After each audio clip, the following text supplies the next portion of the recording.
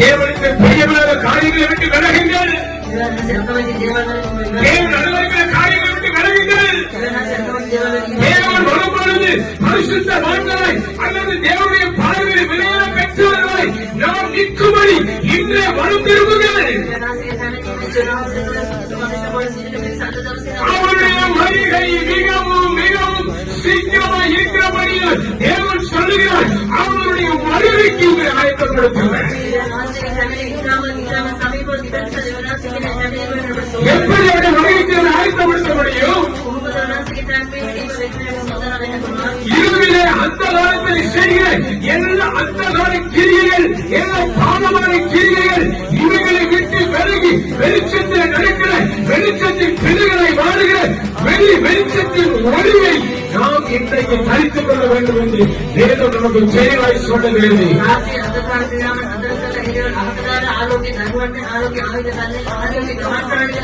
இன்றைக்கு நிறைய திருச்சபைகள் கூட அவருடைய வருகை குறித்து அசட்டையாக இருக்கிறது. நிறைய தேவ பிள்ளைகள் அவருடைய வருகை குறித்து அசட்டையாக இருக்கிறார்கள். சிலர் இன்னும் நாட்கள் எண்ணிக் கொண்டிருக்கிறார்கள். எனக்கு அருமையான தேவனுடைய பிள்ளைகளே, இனி நாட்கள் செல்லாது, இனி காலம் செல்லாது. கர்த்தருடைய வருகை மிகவும் சமீபமாக இருக்கிறது. மறந்து விட வேண்டும்.